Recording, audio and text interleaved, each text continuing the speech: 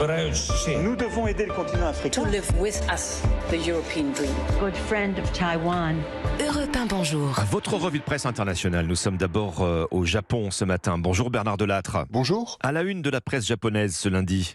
Un tournant spectaculaire, la relance du nucléaire. Le gouvernement va accélérer le redémarrage des centrales qui avaient toutes été mises à l'arrêt après la catastrophe de Fukushima en 2011.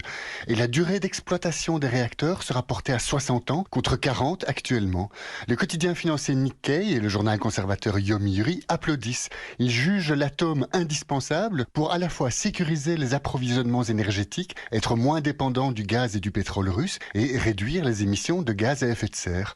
Mais les journaux de gauche Mainichi et Asahi ne sont pas d'accord. Selon eux, la réponse au réchauffement climatique, ce sont les énergies renouvelables et rien d'autre. Or, le Japon est très en retard en matière d'éolien ou de photovoltaïque. Et puis, à leurs yeux, privilégier le nucléaire dans un pays qui subit tellement de tremblements de terre et de typhons, c'est irresponsable. Nous sommes maintenant au Brésil avec vous, Jean-Claude Gérès. De quoi parlent les journaux brésiliens ?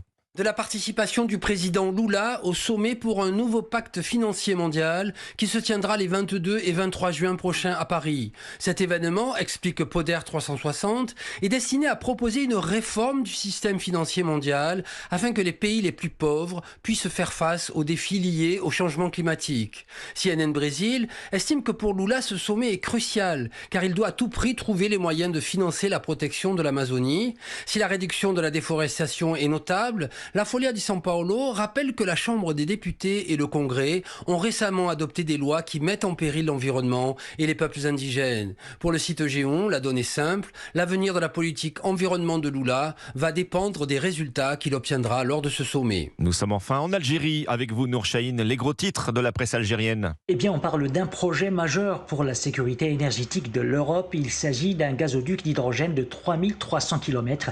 Il devra relier l'Afrique du Nord à l'Europe. Il est en cours d'étude, nous dit le site Algérie Echo. Le South H2 Corridor, c'est comme cela qu'il se nomme, a déjà ses entreprises réalisatrices. Un conglomérat de 4 entreprises européennes issues d'Italie, d'Autriche et d'Allemagne, précise le quotidien Crésus. L'Algérie entend tirer profit de ses capacités techniques et ses avantages concurrentiels pour produire et exporter entre 30 à 40 milliards kilowatts d'hydrogène par an d'ici 2040, ce qui représente près de 10% des besoins européens, dit El Watan. Le journal indique que le South H2 Corridor favorisera surtout la sécurité d'approvisionnement en hydrogène de l'Europe. El Moujahid relève pour sa part qu'une fois achevé, ce projet fera de l'Algérie le premier pays à utiliser un gazoduc pour l'exportation d'hydrogène. Merci Nour Chahine, merci à nos correspondants. 6h53, bon réveil ce lundi matin avec Europe 1.